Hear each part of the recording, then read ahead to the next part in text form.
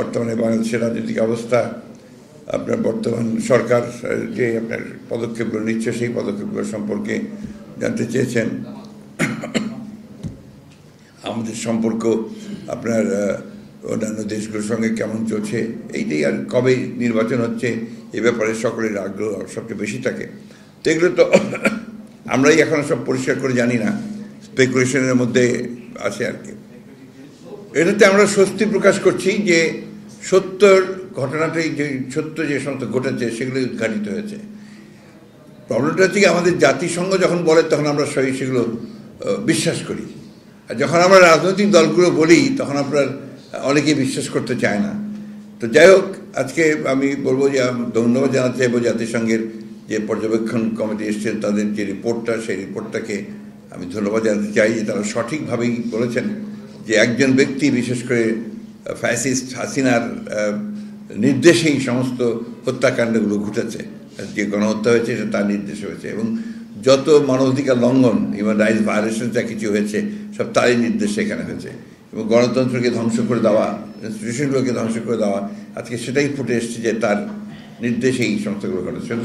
তো এটা প্রমাণিত হয়ে গেছে যে হাসিনা একজন ফ্যাসিস্ট, এবং তিনি এই দেশের মানুষের অত্যাচার করেছেন, নির্যাতন করেছেন, গণহত্যা করেছেন। তাকে অবিলম্বে আমরা আজকে এখান থেকে চাইবো যে ভারত সরকার তাকে ফেরত দিয়ে বাংলাদেশ সরকারের হাতে দেবে, এবং তাকে এখানে বিচারের আওতায় নিয়ে আসা হবে, তাকে এবং তার সঙ্গে যারা সহযোগী ছিল তাদের সকলকে। এটাই হচ্ছে আমাদের প্রত্যাশা আর কি। জনগণ সিদ্ধান্ত নেবে। আমরা এই বিষয়টা আপনার বারবার করে বলে আসছি যে আমরা একটা লিবারেল ডেমোক্রেটিক পার্টি, আমরা গণতন্ত্রে বিশ্বাস করি। গণতন্ত্রের সমস্ত নর্মস অ্যান্ড কন্ডিশন যেগুলো, সেগুলোতে আমরা আস্থা রাখি, এবং সেগুলো আমরা চর্চা করেছি, অতীতেও চর্চা করেছি। তো সেইভাবেই আমরা মনে করি, আমরা কথা বলে আসছি যে it is not us to will decide যে কোন পার্টি নিষিদ্ধ হবে, কোন পার্টি কাজ করবে, কোন পার্টি কাজ করবে না। পিপল উইল ডিসাইড, যে মানুষ নির্ধারণ করবে যে কোন পার্টি থাকবে কি থাকবে না, কোন পার্টি নির্বাচন করবে কি করবে না। আমার পক্ষ না পক্ষ থাকা immaterial, people will decide it. Breakfast, tiffin কিংবা স্ন্যাক টাইমে মজাদার আয়োজন মানে অল টাইম ব্রেড। গুম হওয়া, হত্যা করা, এটা শুধু একটা পার্টিকুলার দলের কথা আমি বলতে চাই না, এটা বাংলাদেশের মানুষকে গুম করা হয়েছে, বাংলাদেশের মানুষকে আপনার এখানে হত্যা করা হয়েছে নির্মমভাবে। এই কথাগুলো আমরা প্রথম থেকে বলে আসছি, এবং যখন আয়নাঘরের রিপোর্টটা বেরোয় আপনার আল জাজিরাতে, আপনাদের নিশ্চয়ই মনে আছে, তখন কিন্তু এটা গভর্নমেন্ট পুরোপুরি ডিনাই করেছে। তারা বলেছে এই ধরনের কিছু নাই, কিন্তু এটা প্রথম থেকেই এই গাছটা চলে এসছে। আপনার মানুষকে তুলে নিয়ে মিথ্যা প্রভাবাদ দিয়ে সে জঙ্গি সংগঠন করছে, এই ধরনের কথাগুলো বলে বন্দি করে, আটক করে, নির্যাতন করে তাদের কাছ থেকে বিভিন্ন কথা বার করার চেষ্টা করেছে।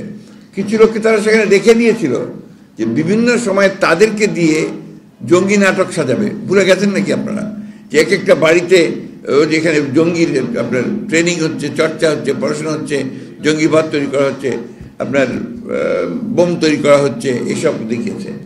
আজকে প্রমাণিত হয়ে গেল যে আমরা যে কথাগুলো বলেছি সেগুলোই সত্যি। আওয়ামী লীগ এবং তার সরকার ওই সময় অত্যন্ত সচেতনভাবে বাংলাদেশের মানবাধিকার লঙ্ঘন করেছে, আপনার গণতন্ত্রকে ধ্বংস করেছে, এবং তারা শুধু ক্ষমতায় টিকে থাকার জন্য তারা বিরোধী দলকে ধ্বংস করেছে। অত্যন্ত একেবারে জোরালোভাবে বিরোধী। আনুপাতিক হারে নির্বাচনের কোনো ব্যবস্থাকে আমরা সমর্থন করবো না, কারণ এখানকার মানুষ এটাতে অভ্যস্ত না, প্রশ্নই উঠতে পারে না। যত দ্রুত নির্বাচন হবে ততই আপনার রাজনীতি সহজ হবে, বাংলাদেশের মানুষ একটা স্থিতিশীল অবস্থার মধ্যে আসবে। নির্বাচনটা হওয়া দরকার দুটো কারণে, প্রধানত একটি হচ্ছে বাংলাদেশে একটা স্থিতিশীলতা ফিরিয়ে নিয়ে আসা, অন্যদিকে একটা গভর্নেন্স চালু করা। এখন তো গভর্নেন্সের খুব প্রবলেম হচ্ছে, এই জিনিসগুলো চালু করা। এমনি চালু করলেই তখন দেখবেন অর্থনীতি বেটার হয়ে আসছে, সমাজে ব্যবস্থা, ইউনিভার্সিটির কলেজগুলোতে লেখাপড়াই হচ্ছে না, তো সেই ব্যবস্থাটাও ঠিক হবে। এটা একটা ইলেক্টেড গভর্নমেন্ট না হলে এটাকে নিয়ন্ত্রণ করা খুব কঠিন। তো এখন তো একটা ভোলাটাইল সিচুয়েশন চলছে।